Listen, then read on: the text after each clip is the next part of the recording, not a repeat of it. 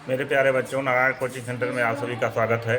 देखिए कक्षा आज हिंदी के लिए कक्षा 12 क्लास के लिए यूपी बोर्ड में 2024 में आने वाले प्रश्न को क्या इम्पोर्टेंट है, कैसे अंक आप प्राप्त कर सकते हैं, अधिक से अधिक अंक कम समय में प्राप्त करने के लिए वीडियो को पूरा देखिए।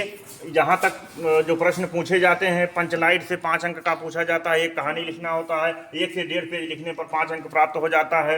रस 2 नंबर का आता है, तो रस 4-5 रस हैं इसमें। रस केवल एक लाइन में लिखने से, 2 लाइन में परिभाषा लिख देने से, एक उदाहरण लिख देने से आपको 2 अंक प्राप्त हो जाता है। कभी कभी ऑब्जेक्टिव क्वेश्चन पूछ लेता है एक पंक्ति दे करके कि उसमें कौन सा रस है, तो 2 नंबर का हो जाता है। अलंकार है, शब्दालंकार और अर्थालंकार से प्रश्न पूछे जाते हैं। शब्द अनुप्रास एवं श्लेष से पूछा जाता है, तो केवल उदाहरण और एक परिभाषा देने से 2 अंक प्राप्त हो जाते हैं। इसमें छंद है, दोहा है, सोठा है, रोला है, कुंडलिया है।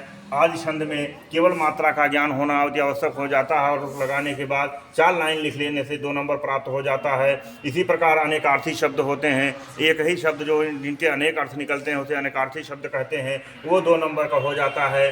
फिर उस पत्र लेखन 6 अंक का हो जाता है। पत्र लेखन केवल एक पृष्ठ लिख देने पर 6 अंक प्राप्त हो जाता है। और ये जो निबंध है, 9 नंबर का निबंध होता है। ये दोनों महत्वपूर्ण स्थान रखते हैं, क्योंकि सीधा एक पृष्ठ लिखने पर 6 अंक पत्र में मिल जाता है।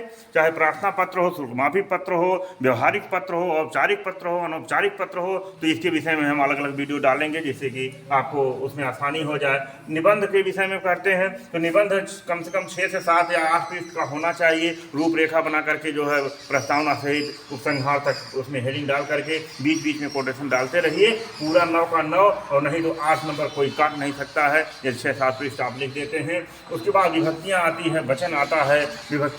चलिए देखिए, विभक्तियाँ जो होती हैं, ये 8 विभक्तियाँ होती हैं।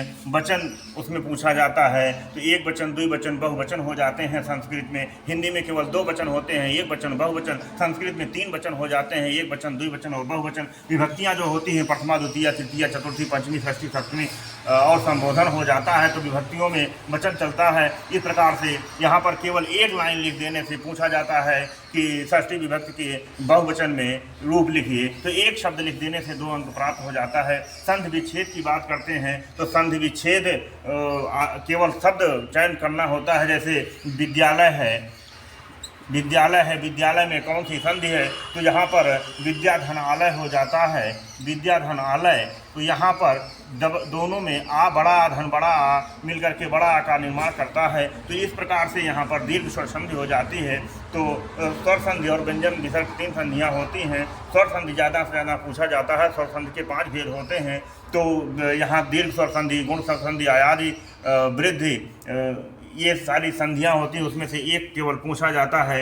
उसके बाद सही शब्द लिखिए, अर्थात सही शब्द का चयन हमको करना होता है, तो उस प्रकार से इसमें 6 अंक हो जाते हैं। बात करते हैं संदर्भ और प्रसंग की। यह पहला प्रश्न। दूसरा प्रश्न होता है गद्य और काव्य दोनों से प्रश्न पूछे जाते हैं। तो गद्य में एक पैराग्राफ दिया होता है, काव्य में एक पैराग्राफ दिया होता है। उसमें 3-3 प्रश्न पूछे जाते हैं और सब 2-2 अंक के होते हैं। तो उसका जो है पहला प्रश्न पूछा जाता है संदर्भ और प्रसंग लिखिए, तो संदर्भ केवल लिख देने से उसमें 2 अंक मिल जाते हैं। बाकी जो प्रश्न दिए होते हैं उसी पैराग्राफ से छांट करके लिखने होते हैं। तो अलग अलग बिंदुओं पर अलग अलग हम चर्चा बाद में करेंगे। तो यहाँ पर 60 में केवल व्याकरण पोर्शन से ही आप ज़्यादा से ज़्यादा केवल 20 मिनट के अंदर इन प्रश्नों को हल कर सकते हैं, और 20 मिनट में कम से कम 30 से 40 अंक आप हासिल कर सकते हैं। तो इस प्रकार जो है कम समय में अधिक से अधिक अंक प्राप्त किया जा सकता है। बाकी पूरा वीडियो अलग अलग पार्टों पर बनाएंगे, तो यूपी बोर्ड के लिए रामबाण ट्रिक लेकर के आएंगे, जिससे कि दिक्कत ना हो।